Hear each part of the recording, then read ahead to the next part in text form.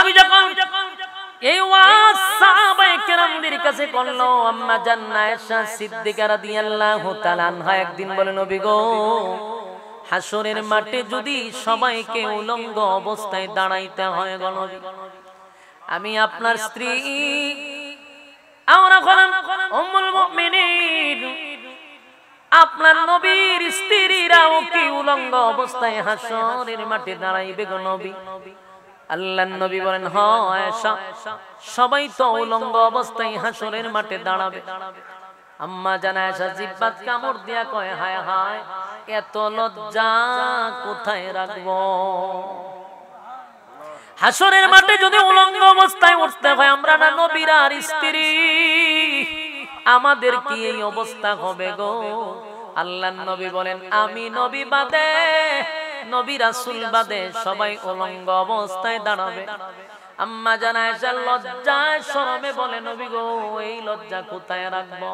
আল্লাহর নবী বলেন, আয়েশা গো, হাসরের মাঠে এমন একটা পরিস্থিতি হবে গো আয়েশা, 50,000 বছর মানুষ হাসরের মাঠে দাঁড়ায় থাকবে, একটা দিনের জন্য কেউ কারো নিজের লজ্জাস্থানের দিকে তাকাবে না, অন্য জনের দিকে তাকাবে দূরের কথা, নিজের দিকেই 50,000 বছরের ভিতরে তাকানোর কথাই স্মরণ থাকবে না।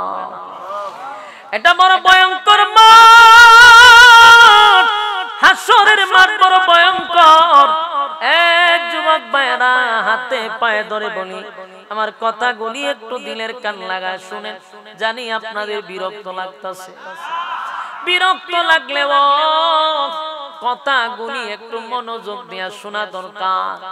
এই পৃথিবী, প্রথমেই বলছি, পৃথিবী চিরস্থায়ী না, থাকবো না, কেউ থাকতে পারে নাই। আপনাদের এই এলাকার গুরুস্থান আছে না নাই? গুরুস্থানে মাঝে মধ্যে যাবেন, গিয়া দাঁড়াইবেন, এই এলাকার কত দাপটশীল লোক কবরের মধ্যে শুয়ে আছে, কেউ তাদের সামনে যায় না, তাদের পাশে গিয়া কেউ দাঁড়ায় না। গরু ছাগল এখন তাদের উপর দিয়া হাঁটাহাঁটি করে। কোথায় গেল রে সেই বাহাদুরি, আর কোথায় গেল সেই তাকব্বরি? আজকে মানুষ তার নাম পর্যন্ত নেয় না, জুরে কণ্ঠে। পৃথিবী এত নিষ্ঠুর, পৃথিবী এত নিষ্ঠুর, এত নিষ্ঠুর, এই টাকা পয়সা বাড়ি গাড়ি সব করে থাকবে, কিছুই তো নেওয়া সম্ভব হবে না। ইন্নাল্লাযীনা আমানু ওয়া আমিলুস সালিহাতি কানাত লাহুম জান্নাতুল ফিরদাউসি নুজুলা খালিদিনা ফিহা লা ইয়াবগুনা আনহা হিওয়ালা قل لو كان البحر مدادا لكلمات ربي لنفد البحر قبل أن تنفد كلمات ربي ولو جئنا بمثله مددا قل إنما بشر مثلكم يوحى إلي أنما إلهكم إله واحد فمن كان يرجو لقاء ربه فليعمل عملا صالحا ولا يشرك بعبادة ربه أحدا صدق الله العظيم نور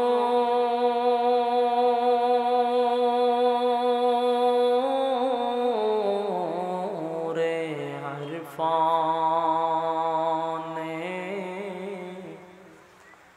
محبت دل میں بر دونوں عالم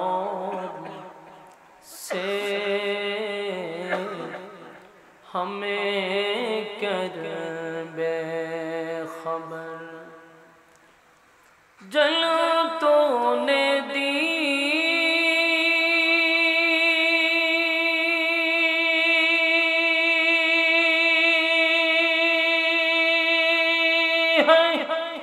मेरे दिल में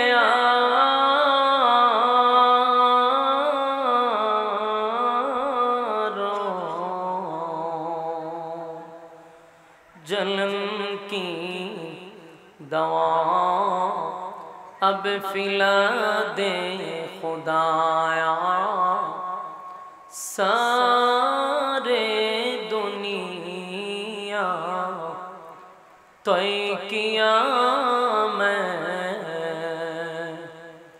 मिसल दो देखा नहीं तेरी मानंद खूबसूरत चांद भी होता नहीं बलगल उला बिकमालिही ज़िक्र बतिल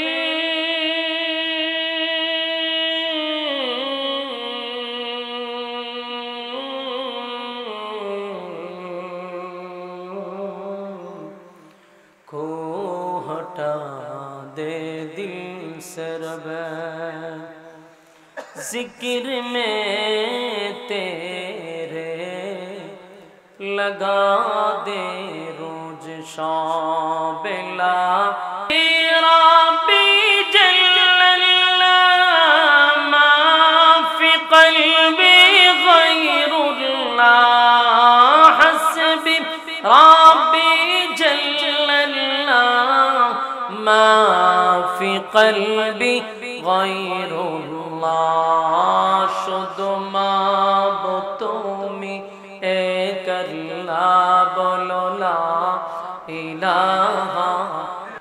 প্রত্যেকটা মানুষ জান্নাতে যেতে চায়। ভাই সাউন্ডটা লারান কেন ভাই? যেখানে ঠিক কইছি কেন রাখতে দিবেন? আর ধরবেন আমি যদি ওই ঠিক আছে আর ধরেন না, আর ধরেন না, আউটপুট লাইন দিয়ে দেন। তাহলে পৃথিবীর কোন মানুষ জাহান্নামে যেতে চায়? কেউ জাহান্নামে যেতে চায় না। মুসলিম হোক অমুসলিম হোক, প্রত্যেকের একটাই টার্গেট, সে জান্নাতে যেতে চায়। আমার সাথে আপনারা একটু হ্যাঁ না ঠিক বেঠিক জুড়ে জুড়ে বলবেন, পারবেন নি? এইভাবে চোখ থাকলে কথা বলার আগ্রহ উৎসাহ আসবে না। আপনারা আমার সাথে একটু আওয়াজ দিলে আমার কথা বলার আগ্রহ বাড়বে। সাউন্ড দিতেছে দিতেছে দিতেছে। প্রতিটা মানুষ আমরা জান্নাতে যেতে চাই, কেউ জাহান্নামে যেতে চায় না। একজন অমুসলিমকেও যদি আপনি জিজ্ঞাসা করেন যে মরার পরে কোথায় যেতে চান, সে উত্তর দিবে আমি স্বর্গে যেতে চাই। তার মানে সে নরকে যেতে চায় না। তাহলে আমারও দাবি জান্নাত, অমুসলিমের দাবি জান্নাত, একজন মুমিনের মানে মুমিনেরও দাবি জান্নাত। সবার একটাই দাবি যে আমরা জান্নাত চাই। এখন প্রশ্ন হলো জান্নাত কি কারো মামুর বাড়ি, আত্মীয়র বাড়ি? তো জান্নাত সবার দাবি, কিন্তু চাইলেই কি জান্নাত পাওয়া যায়? জান্নাত চাইলে পাওয়া যায়। জান্নাত পাওয়ার জন্য অবশ্যই শর্ত আছে। বলুন জান্নাত পাওয়ার জন্য কি আছে? অবশ্যই শর্ত আছে। দুনিয়া পাওয়ার জন্য, দুনিয়া হাসিল করার জন্য কোনো শর্ত নাই। খুব খেয়াল করেন কথাগুলি, ভূমিকাতে মনোযোগ দিয়ে শুনেন, সামনের আলোচনা বুঝতে আপনাদের সুবিধা হবে। দুনিয়া পাওয়ার জন্য কোনো শর্তের প্রয়োজন নাই, আর জান্নাত পাইতে গেলে অবশ্যই শর্ত আছে। তাহলে দুনিয়া পাওয়ার জন্য শর্ত নাই কেন? দুনিয়া আল্লাহ আস্তিকরেও দেয়, দুনিয়া আল্লাহ নাস্তিকরেও দেয়। দুনিয়া আল্লাহকে মানলেও দেয়, দুনিয়া আল্লাহকে না মানলেও দেয়। বুঝেন না মনে কথা? আল্লাহর আপনি মানলেও দুনিয়া দিবে, আল্লাহর যদি না মানেন তাও আল্লাহ দুনিয়া দিবে। যেমন ভাই শ্বাস আসতে কমান, এতটা দিচ্ছেন কেন? এটা কিটা দিচ্ছেন? রিভাব দিচ্ছেন? এতটা দিচ্ছেন কেন? এত শ্বাসা করে হালকা মিডিয়াম দিয়ে রাখবেন, হালকা ইকো দিয়ে রাখবেন, শেষ সাউন্ডটা যাতে শ্বাস না টানে।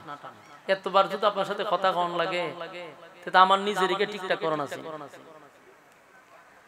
সম্মানিত সুধী, বলুন ডোনাল্ড ট্রাম্প আমেরিকার কি প্রেসিডেন্ট, সে কি আল্লাহরে মানে? কথা কন, আল্লাহ দুনিয়া দিছিনি। এর দ্বারা কি বুঝলেন? দুনিয়া পাওয়ার জন্য কি আল্লাহরে মানা লাগবে? আল্লাহরে না মানলেও দুনিয়া দিবে। দুনিয়া পাওয়ার জন্য কোনো শর্ত নাই, এমনি দুনিয়া দিবে। কিন্তু জান্নাত পাওয়ার জন্য অবশ্যই শর্ত লাগবে। এই দুইটা বিষয় যদি বুঝতে পারেন তাহলে সামনের আলোচনা আপনাদের বুঝতে সুবিধা হবে। দুনিয়া এমনি দেয়, কেন এমনি দেয় এর একটা এক্সাম্পল দিলে বুঝতে সুবিধা হবে। এক নাম্বার কথা হলো দুনিয়ার কোনো মূল্য আল্লাহর কাছে নেই, কোনো মূল্য নেই। মালিকের যদি গরু মারা যায়, গরুটা মনে করেন মারা গেছে, এই গরুটারে নিয়ে দূরে এক জায়গায় নিয়ে রেখে আসে,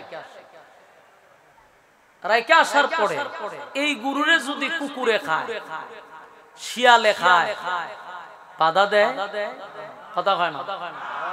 দেখবেন মরা গরুরে কুত্তায়ও খায়, শিয়ালেও খায়, তারপরে আপনার শুকুনে খায়, বিভিন্ন প্রাণী খায়।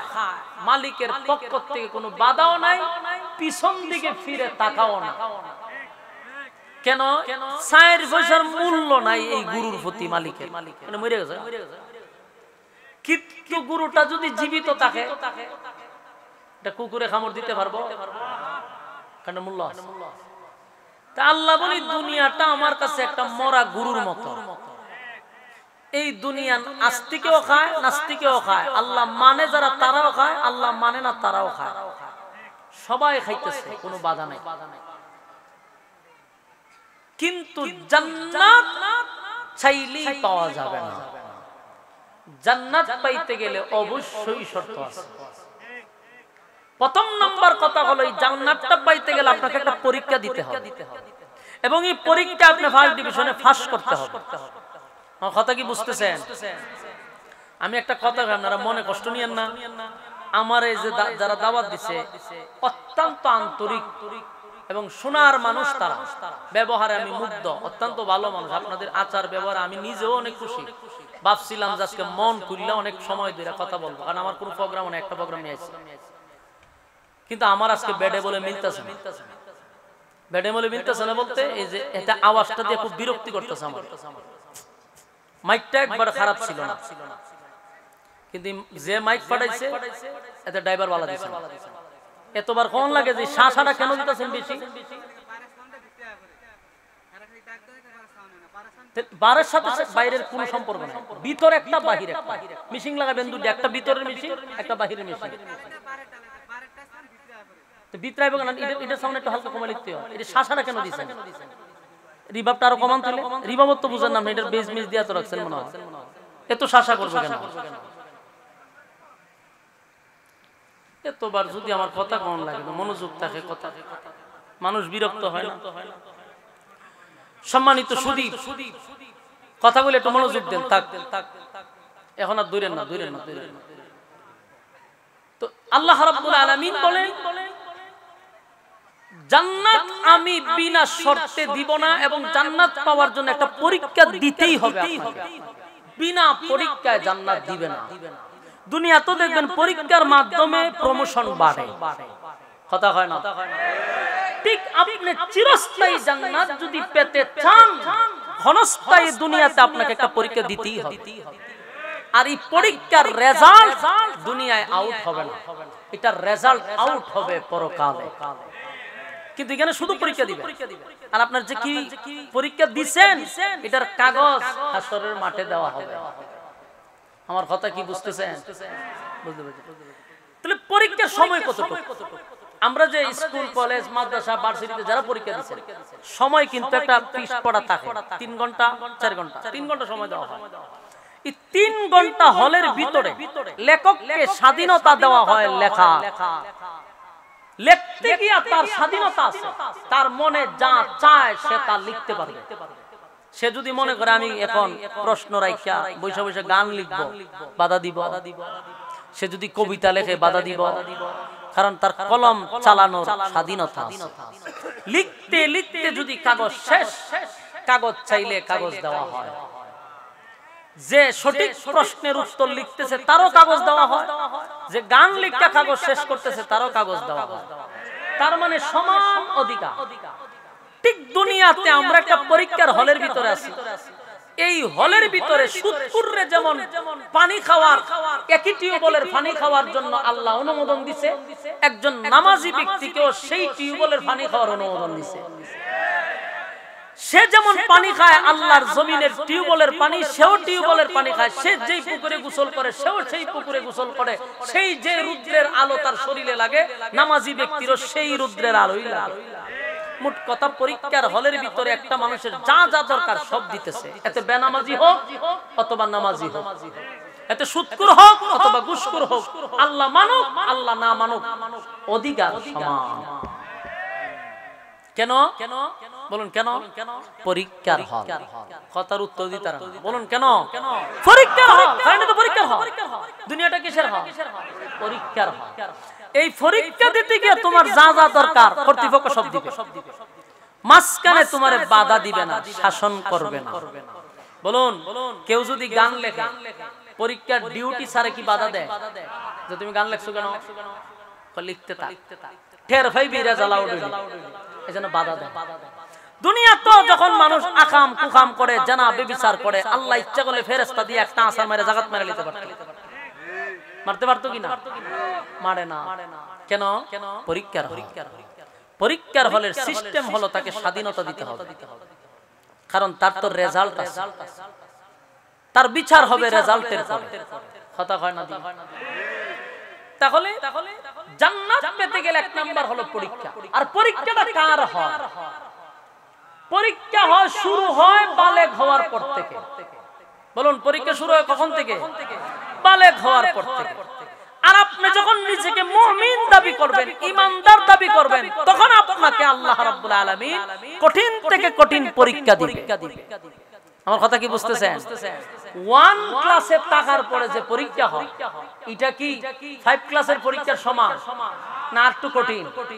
5 থেকে যদি আপনি 10 পর্যন্ত যান, এই 5 এর পরীক্ষা 10 এর পরীক্ষা কি সমান? এরপর আরো যত মাস্টার্স পর্যন্ত যাইবেন, আরো উপরে যাইবেন, সমান পরীক্ষা না আরো কঠিন? যখন সাধারণ একজন মুসলমানের যে পরীক্ষা, একজন খাঁটি ইমানদারের যে পরীক্ষা, দুটোটা সমান না। যত ঈমান আপনার তাজা হবে, তত পরীক্ষা কঠিন থেকে কঠিন হবে। কারণ যত পরীক্ষা কঠিন হবে, তত আপনার প্রমোশন বাড়তে থাকবে। সুবহানাল্লাহ। কথা কয় না? মানে ক্লাস বায়া বয়া যাইতেছেন, পরীক্ষা কঠিন হচ্ছে কিন্তু আপনার প্রমোশন বাড়তেছে। ঠিক একজন মুমিনের পরীক্ষা একটার পর একটা বাড়তে থাকে। সর্বোচ্চ জায়গায় আমি একটা জিনিস বুঝাই, যেমন নবীরা, নবী রাসূলগণ, এর কি গুনাহ ছিল? কথা কয় না? আমাদের আকীদা, নবী রাসূলগণ ছিল মাসুম, তাদের কোনো গুনাহ নাই। নবী রাসূলগণ কি ছিল? মাসুম, তাদের কোনো গুনাহ নাই। কিন্তু ইতিহাস পড়ে দেখেন, নবীদের জীবনী পড়ে দেখেন, নবীরা গুনাহ করছে, কিন্তু আল্লাহ তাদেরকে পরীক্ষা করছে। মানুষ কথা কয় না। আপনারা মনোযোগ খুব কম দিতেছেন। একটা কথা ইয়াদ রাখবেন, একটা কথা আমি কোরআনের বাহিরে বলবো।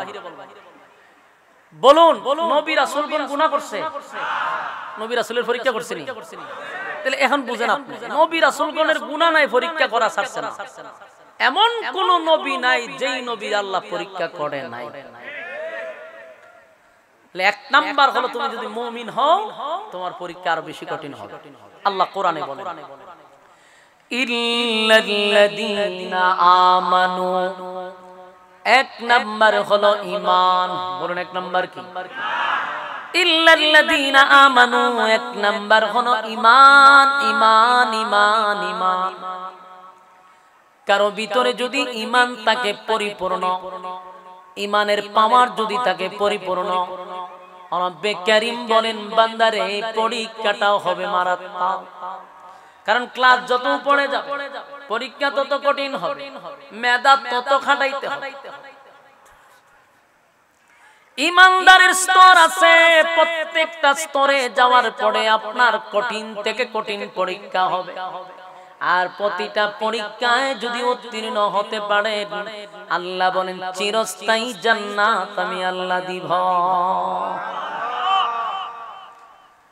এই পৃথিবী ক্ষণস্থায়ী, এটা চিরস্থায়ী নয়, চিরস্থায়ী নয়। কিন্তু চিরস্থায়ী জান্নাত দেওয়ার জন্য ক্ষণস্থায়ী দুনিয়ায় আল্লাহ পাঠাইছে। এটা তো থাকার জায়গা নয়। বলুন, এটা কি কেউ থাকতে পারছে? কেউ থাকতে পারে না। পৃথিবীর কেউ থাকতে পারে নাই। ক্ষমতা দিয়াও কেউ থাকতে পারে নাই, শক্তি দিয়াও কেউ থাকতে পারে নাই। আমিও থাকবো না, আমার দাদাও ছিল না, বাবাও নাই। আমিও থাকবো না, এই জমিন কাউকে রাখতে দেয় না। কেউ থাকতে পারছে?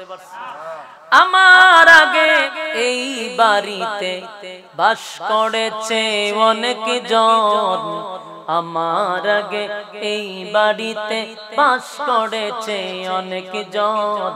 তারাও গেছে, আমিও যাব, রইব না আর বেশিক্ষণ। আমি থাকবো না, চলে যেতে হবে গো।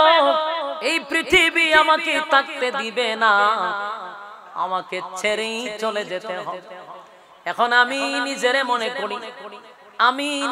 মনে করি, আমি না থাকলে মনে হয় সমাজ চলবে না, আমি না থাকলে ঘর চলবে না, আমি না থাকলে ফ্যামিলি চলবে না। আল্লাহর কসম, পৃথিবী কারো জন্য থেমে থাকে না, পৃথিবী কারো জন্য থেমে থাকে না। আজকে যদি আপনি দুনিয়ার থেকে বিদায় হয়ে যান, পৃথিবী প্রতিদিন যেইভাবে চলতো সেইভাবেই চলবে। আপনার জন্য এক সেকেন্ড তো পৃথিবী দাঁড়াবে না।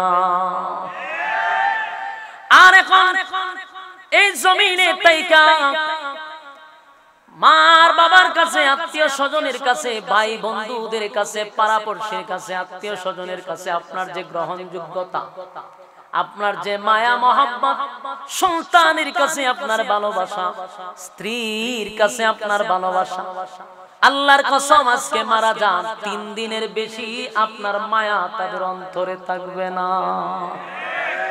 লিখিত লেখা রাখে, 3 দিনের বেশি আর কলিজার মধ্যে কোনো মহব্বত থাকবে না। যদি মানুষের কলিজায় মহব্বত থাকতো রে, পৃথিবীর মানুষ কেউ কাউরে ছেড়ে গেলে মানুষ পাগল হয়ে যেত।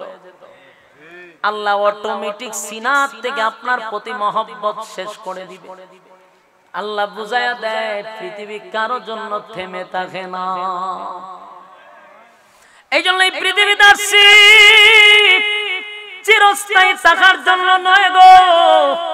এই পৃথিবীতে চিরস্থায়ী থাকার জন্য আসি নাই, একটা মুসাফির হইয়া আমি আসছি।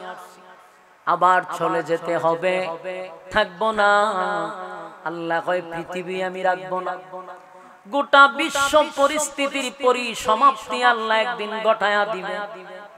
এই বিশ্ব পৃথিবী, বিশ্ব পরিস্থিতির পরিসমাপ্তি আল্লাহ নিজেই ঘটায়া দিবে। এই যে প্যান্ডেল আপনারা বানাইছেন, বলুন আগামী কালকে কি প্যান্ডেলটা থাকবে?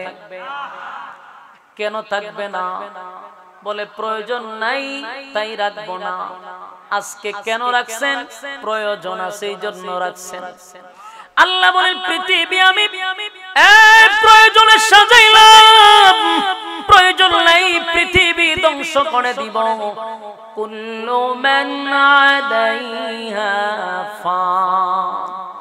আল্লাহ কয় সব ধ্বংস করে। কথা কি বুঝতেছেন? কি করবে? ধ্বংস করে দিব।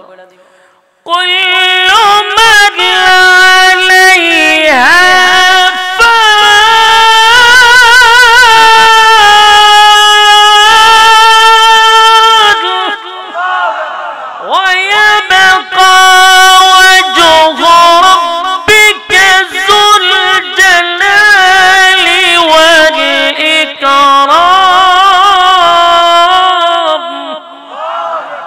আল্লাহ কয় সব ধ্বংস করব, কিছুই রাখবো না। কথা কি বুঝতেছেন? সব কি করবে?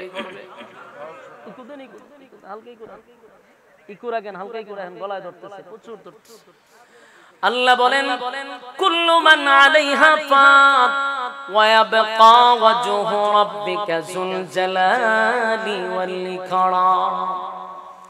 সব ধ্বংস করে দেব, শুধুমাত্র কেবলমাত্র যিনি থাকবে উনি কে? আরো জোরে সবাই মিলে। একমাত্র শুধুমাত্র বেঁচে থাকবে এবং চিরস্থায়ী চিরঞ্জীব একমাত্র আমার আল্লাহ। আমার আল্লাহর মরণ নাই, আমার আল্লাহর ঘুম নাই, আমার আল্লাহর তন্দ্রা নাই। সুবহানাল্লাহ। বলুন আল্লাহর কি ঘুম আছে, তন্দ্রা আছে? আল্লাহু লা ইলাহা ইল্লাহু আল হাইয়ুল কাইয়্যুম।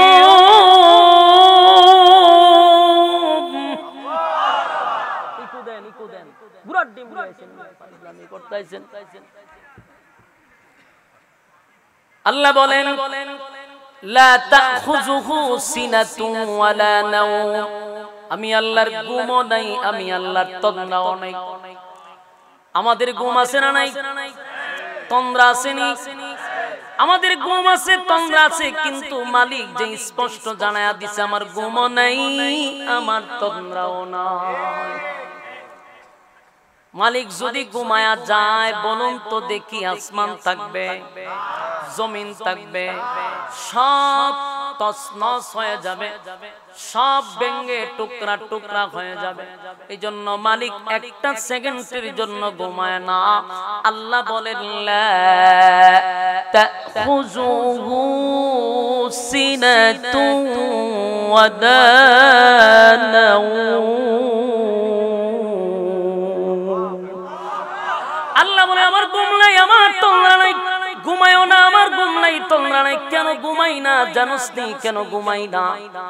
আমি আল্লাহ যদি ঘুমায়া যাই রে, কোন বান্দার যদি গভীর রাত্রিতে কোন মুসিবতে পড়ে যায়, আর মালিকের জন্য যদি মুসিবতে পড়িয়া বান্দা যদি গভীর রাত্রে বলে আল্লাহ আমি তো মুসিবতে পড়ে গেছি, আমারে যদি ডাক দেয় আর আমি যদি ঘুমাই, আমার বান্দা কার কাছে যাবে, কার কাছে সাহায্য চাইবে? এই জন্য আমি একটা সেকেন্ড ঘুমাই না। বান্দা কোন সময় তুই আমারে ডাক দিবি? কিন্তু আফসোস, এই আল্লাহ বলে আমি ঘুমাই না, আমি ঘুমাই না, ঘুমাই না।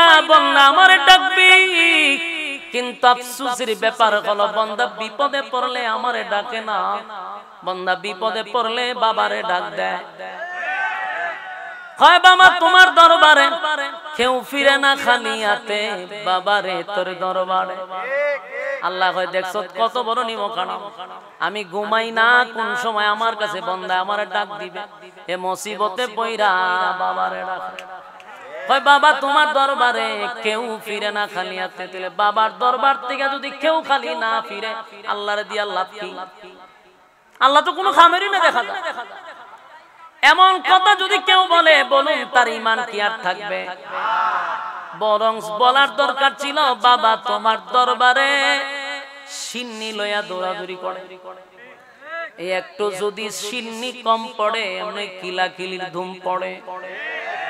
আর আল্লাহ তোমার দরবারে কেউ ফিরে না খালি হাতে। স্লোগানটা এমন হওয়া দরকার ছিল, ঠিক নেই? যুবক ভাইরা, আমার মালিক বলে একটা সেকেন্ড ঘুমাই না গো, এক সেকেন্ড আমি ঘুমাই না, ঘুমাই না, ঘুমাই না। কেন ঘুমাই না? আমার বান্দা মুসিবতে পড়ে যদি আমার ডাক দেয়, আমি আল্লাহ যেন আমার বান্দার জবাব দিতে পারি। এই জন্য আমি আল্লাহর ঘুমও নাই, তন্দ্রাও নাই। এই যুবক ভাইরা, রব্বে কারীম বলে বান্দা শুন, একটা সময় আমিও পৃথিবী ধ্বংস করে দিব, কিছুই রাখবো না। সবচেয়ে চিরঞ্জীব একমাত্র আল্লাহ। আল্লাহ যখন ইসরাফিল আলাইহিস সালাতু ওয়াস সালামকে বলবে, ইসরাফিল রে সিংহায় ফুঁক দিয়া দে, সিংহায় ফুঁক দিয়া দিবে। কোন রিওয়ায়াতে আসছে 3 বার, কোন জায়গায় আসছে 2 বার, দুইটা সিংহায় ফুঁক দিবে, আবার কোন জায়গায় আসছে 3 বার ফুঁক দিবে। প্রথম যখন সিংহায় ফুঁক দিবে, ইজা জুলজিলাতিল আরদু জিলজালাহা ওয়া আখরাজাতিল আরদু আসকালাহা ওয়া ক্বালাল ইনসানু মা লাহা। আল্লাহ বলেন জমিনের মধ্যে একটা জালজালা শুরু হয়ে যাবে, জালজালা শুরু হয়ে যাবে, জমিনের মধ্যে একটা ভূমিকম্প শুরু হয়ে যাবে, জমিনের মধ্যে কাঁপুনি সৃষ্টি হবে। এখন যে আপনারা মাঝে মধ্যে দেখেন 10 সেকেন্ড 20 সেকেন্ড একটা ভূমিকম্প হয়, কথা হয় না, মাঝে মধ্যে একটা লাড়া দেয়, আল্লাহ এগুলা দিয়া বুঝায়া দেয়, দেখ 30 সেকেন্ডের একটা ভূমিকম্পে তুরস্ক শেষ হয়ে গেছিল।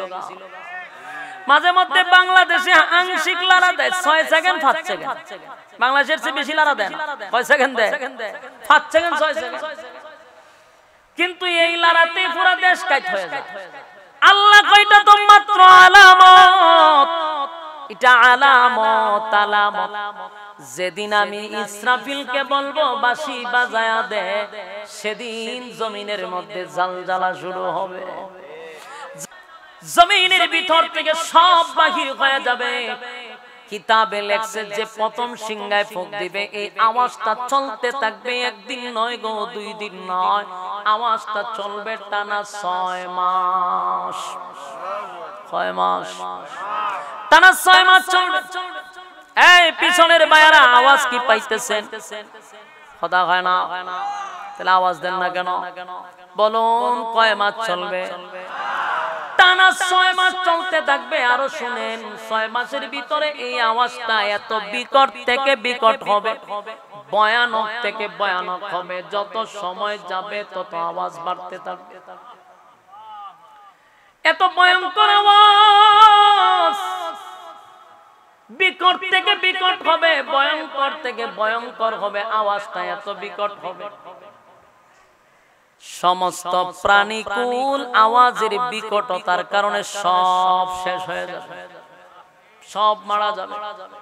আওয়াজ যখন বাড়তেই থাকবে, বাড়তেই থাকবে, সূর্যটা টুকরা টুকরা হয়ে যাবে আওয়াজের কারণে। সুবহান, দেখি সাধারণ আওয়াজ, কথা হয় না। এই পৃথিবী থেকে 13 লক্ষ গুণ বড় হলো সূর্য। কয় লক্ষ গুণ? এই পৃথিবীর থেকে 13 লক্ষ গুণ বড় হলো সূর্য। সেই সূর্যটা টুকরা টুকরা হইয়া জমিনে পড়বে। সূর্যের থেকে আরো বড় হলো তারকা, সেই তারকাগুলি টুকরা টুকরা হইয়া জমিনে পড়বে। জমিনের কোনো অস্তিত্ব থাকবে না। জমিনের ভিতর থেকে সেদিন, জমিনের ভিতর থেকে সেদিন স্বর্ণগুলি বাহির হবে, হীরা মণি মুক্তা বাহির হবে। জমিন উগলায়া দিবে, জমিনের ভিতর থেকে সব বাহির হয়ে যাবে। ইজা জুলজিলাতিল আরদু জিলজালাহা ওয়া আখরাজাতিল আরদু আসকালাহা ওয়া ক্বালাল ইনসানু মা লাহা। মানুষগুলি দৃশ্যগুলি দেখে বলবে, হায় রে, জমিনের কি হয়ে গেল, জমিনের কি হয়ে গেল। জমিন সেদিন কথা বলতে থাকবে, কে কোন জায়গায় দাঁড়াইয়া আকাম কোকাম করছে, কে কোন জায়গায় দাঁড়াইয়া জানা করলো, কে কোন জায়গায় দাঁড়াইয়া সুদের টাকা বাড়াবাড়ি করছে, কোন জায়গায় দাঁড়াইয়া ঘুষ খাইছে, কোন জায়গায় দাঁড়াইয়া মানুষের উপরে জুলুম করছে, মানুষের মাল মাইরা খাইছে। আল্লাহ কয় জমিন সেদিন কথা বলবে। বলুন জমিন কি করবে? জমিন সেদিন কথা বলতে থাকবে। মানুষগুলি জমিনের কথা শুনে আশ্চর্য হইয়া বলবে, এটা কি দেখলাম, জমিন কেন কথা বলে রে? জমিন তো মানুষের মতো কথা বলতে শুরু করছে। জিলাতিল আরদু জিলজালাহা জমিনের মধ্যে জালজালা শুরু হবে ওয়া আখরাজাতিল আরদু আসকালাহা পৃথিবীর ভেতর থেকে জমিনের ভেতর থেকে সব বাহির হয়ে যাবে ওয়া ক্বালাল ইনসানু মা লাহা মানুষগুলা বলতে থাকবে জমিন তোমার কি হয়ে গেল ইয়াউমাইযিন তুহাদ্দিসু আখবারাহা আর জমিন সেদিন সব বর্ণনা করতে থাকবে কে কোন জায়গায় দাঁড়ায়া কাম করছে আল্লাহ তখন বলবে বিআন্না রাব্বাকা আওহা লাহা আল্লাহ বলে বিআন্না রাব্বাকা আওহা লাহা জমিন তো এমনি কথা বলে না জমিনকে অর্ডার দিল কে আরো জোরে আল্লাহ বলে বিআন্না রাব্বাকা আওহা লাহা জমিন এমনি কথা বলে না জমিনে অর্ডার দিছি আমি আল্লাহ কথা বলার জন্য সুবহান ইয়াউমাইযি ইয়াসদুরুন নাসু আশতাতাল লিউরাউ আ'মালাহুম সেদিন লোকেরা ভিন্ন ভিন্ন অবস্থায় ফিরে আসবে রে যাদের কৃতকর্ম তাদের সামনে তুলে ধরা হবে فمن يعمل مثقال ذرة خيرا يره অল্প পরিমাণ যদি ভালো কাজ করে থাকেন সেটা আল্লাহ সেদিন আপনার সামনে উপস্থাপন করবে কথা কি বুঝতেছেন আপনার প্রতি আমার মালিক কোনো বেইনসাফি করবে না কোনো বেইনসাফি করবে না আল্লাহ স্পষ্ট জানায় দেয় ফামান ইয়ামাল মিসকালা যাররাতিন খায়রান ইয়ারা অল্প পরিমাণ যদি যারা পরিমাণ যদি ভালো কাজ করে থাকো সেটাও তোমারে প্রতিদান দেওয়া হবে ওয়ামান ইয়ামাল মিসকালা যাররাতিন শাররান ইয়ারা অল্প পরিমাণ খারাপ যদি করে থাকো সেটাও তোমাকে দেখানো হবে মূল কথা হলো আমার মালিক বেইনসাফি করবে না কথা বলো আল্লাহ কি বেইনসাফি করবে দুনিয়ার মানুষ বেইনসাফি করতে পারে দুনিয়ার মানুষ বিচারের মধ্যে বেইনসাফি করে দেখবেন সাধারণ গ্রামগঞ্জের থেকে নিয়ে হাইকোর্ট পর্যন্ত সব জায়গায় বেইনসাফি আছে না না আপনারা কি বিরক্ত লাগতেছে কথা কি স্পষ্ট বোঝা যায় কথা কি শুনতেছেন মনোযোগ দিয়া কথাগুলো একটু মনোযোগ দেন যারা রাস্তাঘাটে ঘোরাফেরা করতেছেন যুবক ভাইদের হাতে পায়ে ধরে বলে বৈশা যা খাওয়ানোর সময় যদি আপনাদেরকে দেখি তাহলে কিন্তু লজ্জা পাইবেন কারণ ওয়াজের সময় বইছেন না খাওয়ানোর সময় বইবেন এটা তোর শরমের বিষয় কথা কই না মোনাজাতটা দিলে দেখবেন চতুর্দিকে মানুষের ভর্তি তো তুমি কি খালি তাবারক খাইবার লাগো না ওয়াজ শুনবার লাগো আওয়ার দরকার এইজন্য আগের থেকে ওয়ার্নিং দিতাছি আয়া ফর লক্ষণ খুব খারাপ হ্যাঁ তাড়াতাড়ি ফেন্ডেলে সব কেউ দেন খালি আমাদের আড্ডা মারে হাতে পায়ে ধরে বলি কথাগুলি মনোযোগ দিয়ে শুনেন একটা কথাও মন গড়া হবে না কোরআন থেকে বলতেছি মনোযোগ দিয়ে শুনেন মনোযোগ দিয়ে শুনেন আল্লাহর দোহাই লাগে রাস্তাঘাটে আড্ডা মারা বন্ধ করেন অনেক রাত হইছে আপনারা এখন প্যান্ডেলে বসেন এরপর যদি না বসতে পারেন আপনার মতো কপাল পোড়া এলাকার মধ্যে আরেকজন নাই বছর একবার মাহফিলে বসতে পারেন না এর থেকে কপাল পোড়া কি হতে পারে মনোযোগ দিয়ে কথা শুনেন আল্লাহ কি হাসরের মাঠে সেদিন কারো উপর বেইনসাফি করবে আপনার যারা পরিমাণ ভালো কাজ যদি করে থাকেন সেটাও আপনাকে দেওয়া হবে খারাপ কাজ যদি যারা পরিমাণ থাকে সেটাও আপনারা তুলে দিবে কোন বেইনসাফি বিচার আল্লাহ হাসরের মাঠে করবে না দুনিয়াতে সিস্টেম চলে দলের লোকের এক রকম বিচার দলের লোক না হইলে আরেক রকম বিচার গ্রামের সালিশ থেকে নিয়ে হাইকোর্ট পর্যন্ত বেইনসাফি বিচার আছে না নাই কথা হয় না আল্লাহ কয় হাসরের মাঠে আমি কোনো বেইনসাফি বিচার করব না সেদিন আমি আল্লাহ ইনসাফের বিচার করব দুনিয়াতে যারা বেইনসাফি বিচার করো প্রস্তুত থাকো ইনসাফ ওয়ালা বিচারকের কাছে তুমি ধরা পড়ে যাইবা সেদিন কিন্তু আল্লাহ তোমাকে ছেড়ে দিবে না কথা হয় না আমার যুবক ভাইরা সেদিন যে আল্লাহর সামনে দাঁড়াইতে হবে, এটা কি আপনি আমার বিশ্বাস আছে না নাই? কথা কয় না, সাবধান, আমার দাঁড়াবিয়া কথা মনোযোগ দিয়ে শুনেন।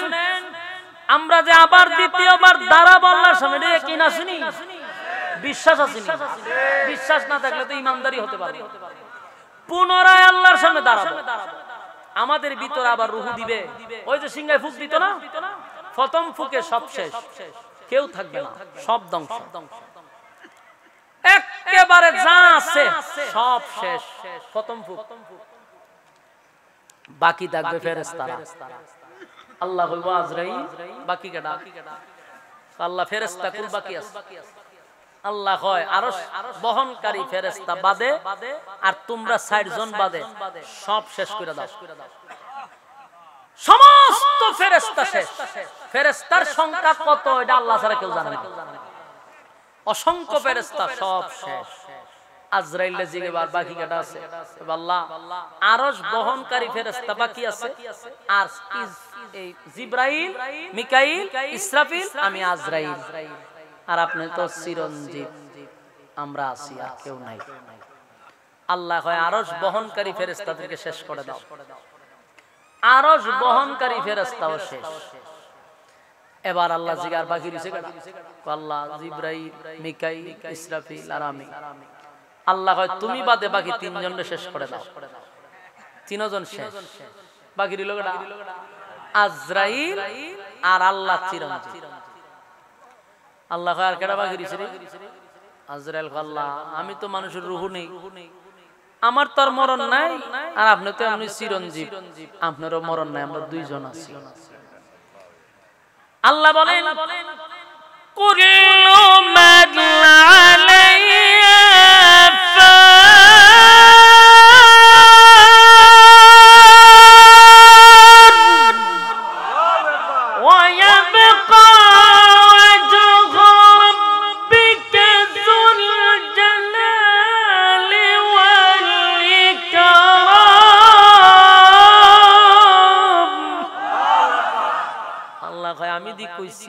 সব ধ্বংস হবে, বাকি থাকবো একমাত্র আমি আল্লাহ। আমি আল্লাহ ছাড়া কেউ থাকবে না। তুই থাকবি কা? আজরাইল জিগা তুই থাকবি? আজরাইল যে তুই থাকবি কেডে? আজরাইল তো আমার কি মরণ লাগবে বলা হয়, তো আমার রূহ নিব কেডা? আমি তো মানুষের রূহ নিছি। আল্লাহ কয় তোর রূহটা হলো আমি আল্লাহর হুকুম। সুবহানাল্লাহ, আমি হুকুম দিব তুই শেষ। আল্লাহ হুকুম দিছে তো আজরাইলের রূহ কবজ হবে। কিতাবে লেখছে যদি সেদিন কোন প্রাণী মারা না যেত, মানুষও থাকতো, আজরাইলের চিৎকারে মানুষ মারা যেত। আজরাইল এত চিৎকার দিছে। আজরাইল আমি যদি জানতাম রূহ নেওয়া এত কষ্ট, জীবনে নিতাম না। সব শেষ, আজরাইলও শেষ, বাকি রইছেন কে? এখন শুধু আল্লাহ একা, আর কেউ না। আল্লাহ একাই রে। রব্বে কারীম একা একা তাইকা বলে আজকে রাজত্ব কার? আল্লাহ রাব্বুল আলামিন বলেন লিমানিল মুলকুল ইয়াউম। আল্লাহ নিজে একা একা হয় রে, রাজত্ব কার আছে? কিন্তু কেউ শব্দ নাই, কেউ নাই, তো সব শেষ। আল্লাহ নিজে তখন হয় লিল্লাহিল ওয়াহিদিল কাহ্হার।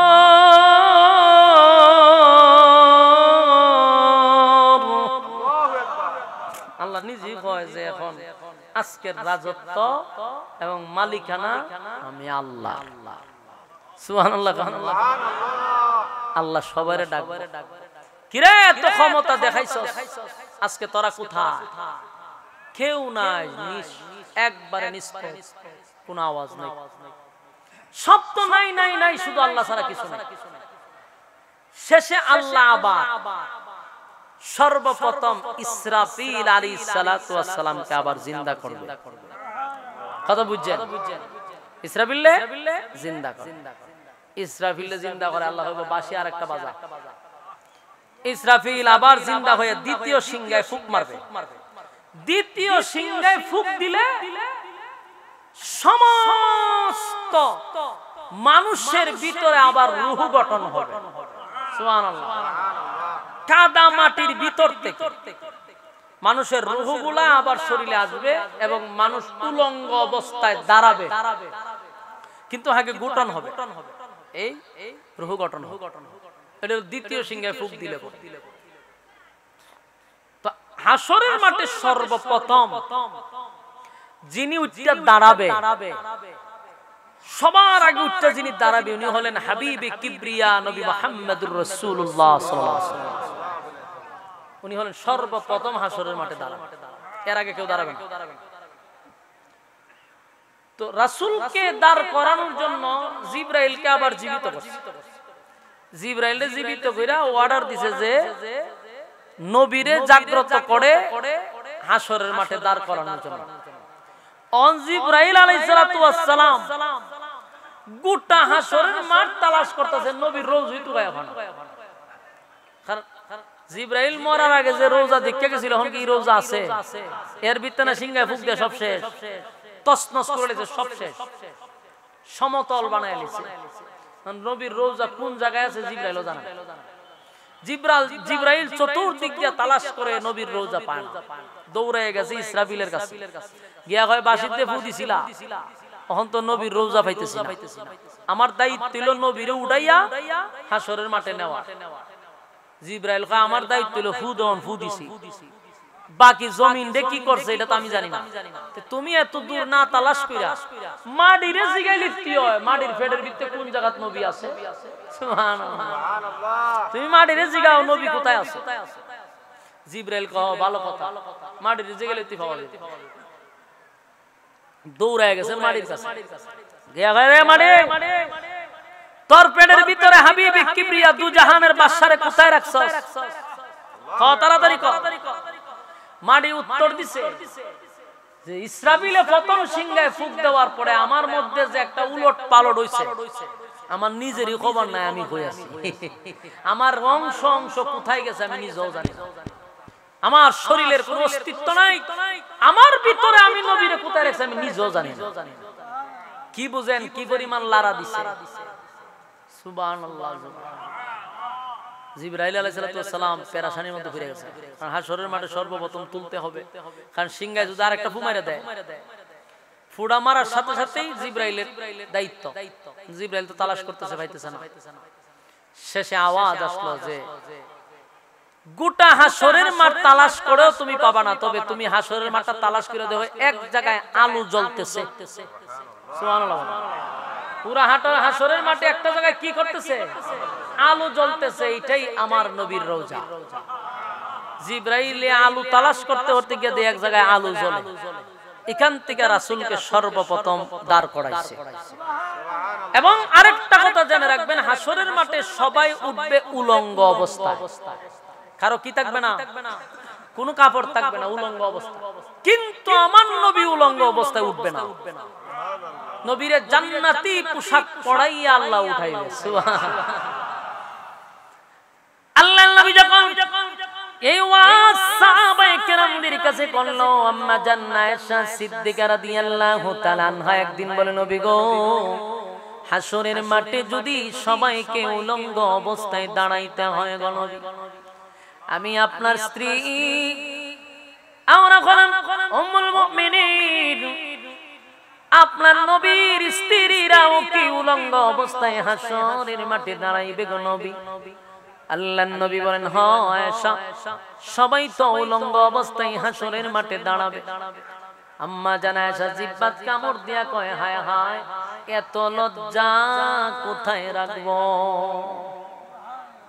হাসরের মাঠে যদি উলঙ্গ অবস্থায় উঠতে হয়, আমরা না নবীর আর স্ত্রী, আমাদের কি এই অবস্থা হবে গো?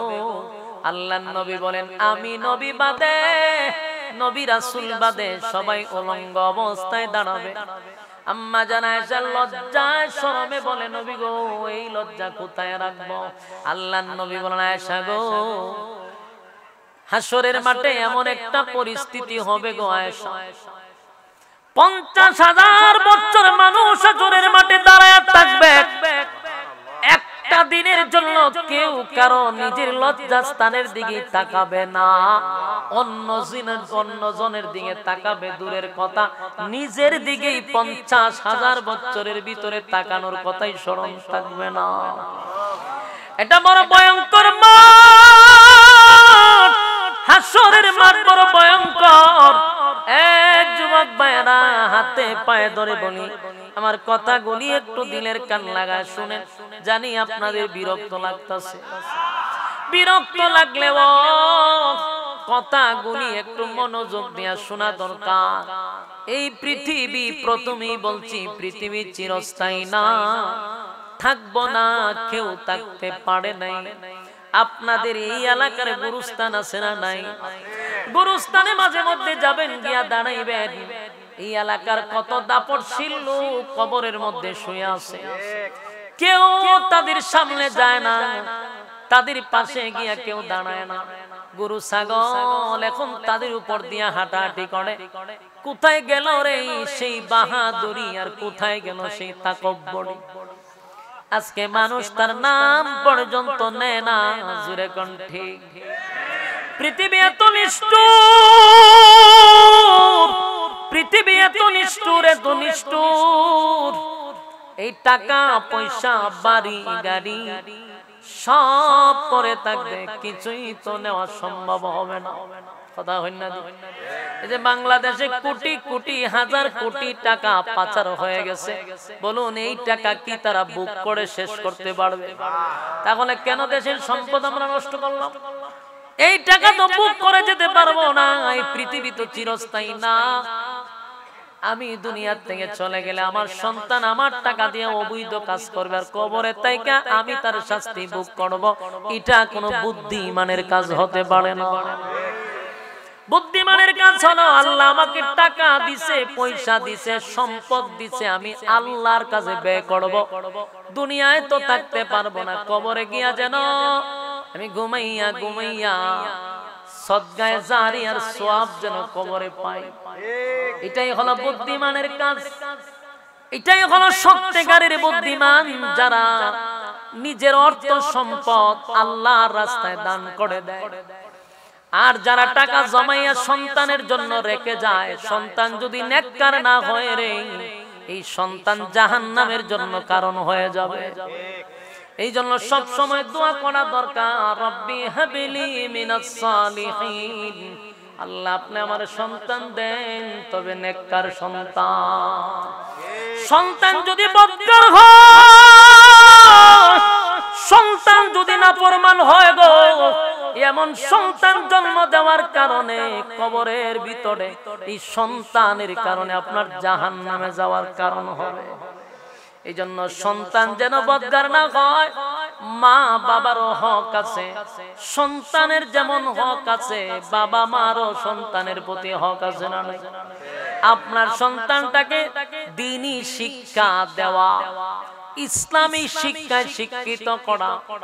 আপনি যদি তাদেরকে ধর্মীয় জ্ঞান না শিখান, আল্লাহর কসম এই সন্তান বড় হইয়া আপনাকে বৃদ্ধাশ্রমে রাখবে। এটাই সমাজের বাস্তবতা। আমি আপনাকে চ্যালেঞ্জ করলাম, 1000 বার চ্যালেঞ্জ করলেও কোনো অসুবিধা নেই। সারা বাংলাদেশে ঘুরে ঘুরে দেখেন তো বৃদ্ধাশ্রমে কোনো আলেমের মা আসেনি, কোন হাফেজের মা আছে? আমি আপনাকে চ্যালেঞ্জ করতে পারবো, বৃদ্ধাশ্রমে ডাক্তারের মা আছে রে। শেষ কথা রাখলো, মাদ্রাসায় পড়াইলে আপনার লাভটা কি শুনেন। ছেলে হইল আপনার 4টা, একটারে বানাইছেন ডাক্তার, একটারে ইঞ্জিনিয়ার, একটারে ব্যারিস্টার, 3টা তো 3 লাইনে। শেষের একটা ছেলেরে বানাইলেন আলেম হাফেজ। আপনি তো দুনিয়ায় চিরস্থায়ী থাকবেন।